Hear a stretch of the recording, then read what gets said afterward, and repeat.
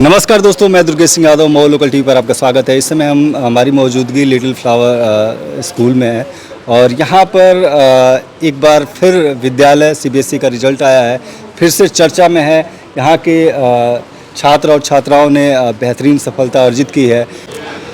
हमारे साथ विद्यालय के डायरेक्टर मुरलीधर यादव जी हैं, उनसे हम बात करना चाहेंगे। सर, बहुत बहुत बधाई हो आपको। बहुत बहुत धन्यवाद कि आप आए और हमारे बच्चों का उत्साहवर्धन में आप शामिल हुए। और आज सीबीएसई के 12वीं के परिणाम बड़े ही खुशनुमा माहौल लेके आया है, क्योंकि इस बार कॉपियाँ ऑनलाइन चेक हुई थी और हमारे टीचर्स, प्रिंसिपल और हम सब बच्चे भी सभी बड़े ही एक तरह से कहीं डरे हुए थे कि ऑनलाइन चेक हो रही तो कितना कटेगा, क्या होगा। और नंबर कटने का जो डर होता है वो मैं महसूस करता हूँ, क्योंकि मैं भी छात्र जीवन में जब हम लोग रहे तो इस डर का हमने और आपने भी सामना किया होगा। लेकिन आज इन बच्चों ने जिस तरीके से जो रिजल्ट आया हमारे स्कूल का, हमारे बगल में जो बच्चा खड़ा है इसने 2 विषयों में 100 में 100 अंक प्राप्त किए। पीछे जो हमारी ये बेटी आकांक्षा खड़ी है, इसके 95.4% नंबर आए हैं ह्यूमैनिटीज़ में, जिसको लोगों ने बहुत ऐसा मान लिया था कि इसको पढ़ने से कुछ नहीं होता। लेकिन अगर आप इससे पूछें कि इसका सपना क्या है, तो इसका सपना है सिविल सर्विसेज में जाने का, आईएएस बनने का। ये एक लड़का आपके बगल में खड़ा है जिसको हमारे प्रिंसिपल ने ये कह दिया था कि पास नहीं होगा। उन्होंने कहा कि सर इसको या तो निकाल दीजिए, नहीं तो हमारे स्कूल का रिजल्ट 1% ये लेके बैठ जाएगा। लेकिन अनुशासन जो लिटिल फ्लावर की हमेशा से पहचान रही है, उसका मैंने प्रयोग किया। इसकी काउंसलिंग कराई मैंने खुद की, प्रिंसिपल ने की, टीचर्स इसके साथ लगे, यहाँ तक कि हम लोग इसके घर तक गए। और उसका परिणाम आज ये हुआ कि जो बच्चा फेल होने वाला था, आज उसको स्पेशली प्रिंसिपल ने बुलाकर सम्मानित इसलिए किया कि उसने फेल होने की जगह 80% से ज़्यादा नंबर लाए। तो ये एक मिक्स चीज़ें हैं। केवल किसी एक बच्चे का नंबर ज़्यादा आ जाना और किसी एक बच्चे का नंबर कम आ जाना ये बहुत मायने नहीं रखता।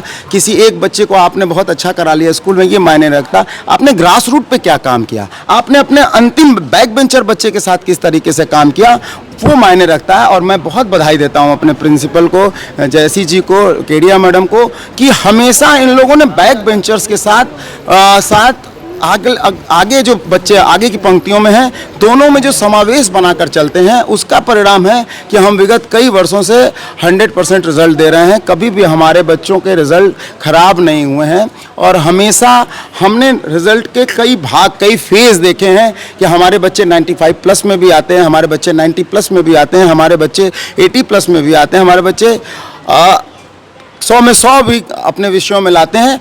जरूरी नहीं हो सकता है कि इस बच्चे की मैथ्स में अच्छे नंबर ना हो, लेकिन इसने बायोलॉजी में 100 में 100 लाया। या हो सकता है कि इस बच्चे ने इंग्लिश में 100 में 100 लाया। और मैं बड़ा भाग्यशाली हूँ कि जो टीचर इन बच्चों को पढ़ाता उसका बच्चा भी उसी क्लास में है और उसने भी 90% से अधिक स्कोर किया। तो इस तरह के ये बच्चे हैं। और कोई बच्चा ये ऐसा नहीं है कि ये सारे जो बच्चे आप मेरे साथ देख रहे हैं, ये कोई बच्चा ऐसा नहीं कि बहुत ज़्यादा सुख सुविधाओं में पल रहा है या इनके पास बहुत सारी ऐसे व्यवस्थाएं हैं कि उसका परिणाम है। नहीं, इन बच्चों की खुद की मेहनत, माँ बाप का उनके साथ लगना। और मैं बार बार ये बात कहता हूँ कि जिनके पेरेंट्स बच्चों के साथ ध्यान देते हैं, मैं यहाँ खड़े हुए एक एक पेरेंट्स के बारे में जानता हूँ कि कौन कितना अपने बच्चों का ध्यान देता है। और वही पेरेंट्स आज खड़े हैं जो 100% पीटीएम में आते हैं। वही पेरेंट्स आज खड़े हैं जिनके बच्चों के 100% अटेंडेंस है। वही पेरेंट्स आज यहाँ खड़े हैं जो विद्यालय के साथ, जो हमारा मोटो है कि बच्चे देश की आंखें, विद्या इन आंखों की रोशनी,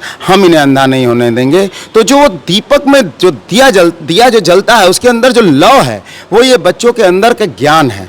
और हमारा और टीचर्स का और पेरेंट्स का काम है कि उस दिए के तरफ, दोनों तरफ, एक हाथ टीचर का, एक हाथ पेरेंट्स का, जब उसकी लौ को जलाए रखने में, जब तक जलाए रखना है कि जब तक वो बच्चा मसाल के रूप में ना हो जाए, उसके ज्ञान का प्रकाश मसाल का रूप ना ले ले। क्योंकि कहा जाता है कि आंधियाँ ही करेंगी फैसला रोशनी का, जिस दिए में दम होगा वो जलेगा। तो हमको इनको दमदार बनाना है। और दमदार इनको केवल भोजन देकर नहीं, केवल कपड़े देकर नहीं, केवल जूते देकर नहीं, केवल मोबाइल फ़ोन देकर नहीं, बुलेट देकर नहीं, हमको इनको ज्ञान देकर बनाना है। इनके अंदर फिजिक्स देना है, इनके अंदर इंग्लिश देना है, इनके अंदर साइंस देना है, इनके अंदर जो विषयों को इन्होंने चयनित किया उन विषयों का संपूर्ण ज्ञान देना है। और बेटी बहुत अच्छा बोल रही थी कि एनसीईआरटी जब तक पूरा नहीं पढ़ेंगे तब तक आप किसी तरह के कॉम्पिटिटिव एग्जामिनेशन को क्रैक नहीं कर सकते, आप हवाई रह जाएंगे। लेकिन बड़ा दुर्भाग्यपूर्ण है कि हमारे देश के यशस्वी प्रधानमंत्री, शिक्षा मंत्री जी ये चाहते हैं कि बच्चे 12वीं तक की